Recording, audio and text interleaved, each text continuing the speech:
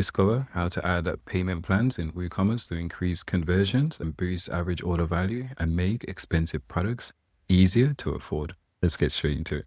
For example, on our checkout here, as you can see, we've got a few items in our basket, and here we've actually created a few payment plans for our customers so they can pay 25% upfront and the remainder in 30 days, and then 50% upfront and the remainder in 30 days. So again, we can customize this plan, and I'll show you exactly how to do so.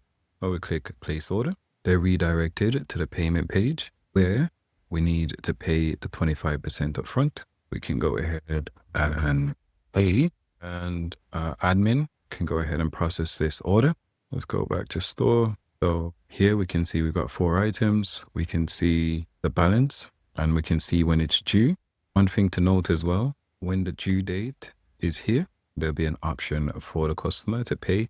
And of course, we'll send them reminders as well that they need to pay. And the admin even has a setting in the back end where they can automatically charge the card on file, which we recommend. To achieve all this, we'll be using the Wholesale WP Pay plugin.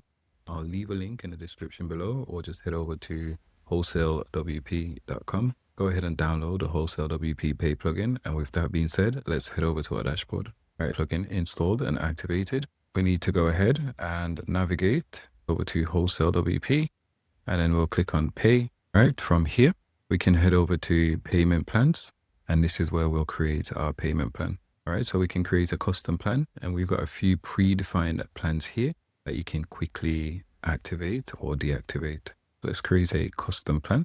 We'll give this one a name.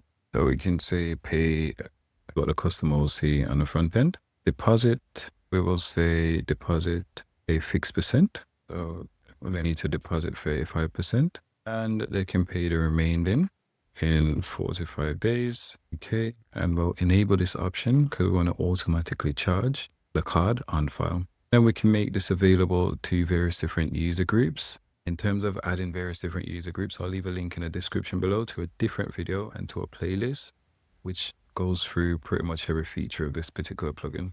All right, so I'm going to leave this unchecked, meaning it's available for everyone. And the status is active. So let's hit Save Plans. All right, and we've created our payment plan. All right, so in terms of actually connecting this to our Stripe account, we just need to navigate over to Settings here. And we just need to fill in our Stripe information. Soon we'll have the option that with one click, you can just connect your Stripe account. That's coming soon. Our email template, so we can customize our template when the order's been received, the deposit's been received, auto charge fail, refund process, card expired, and so on. All right, so let's check this out on the front end. Let's click on our card.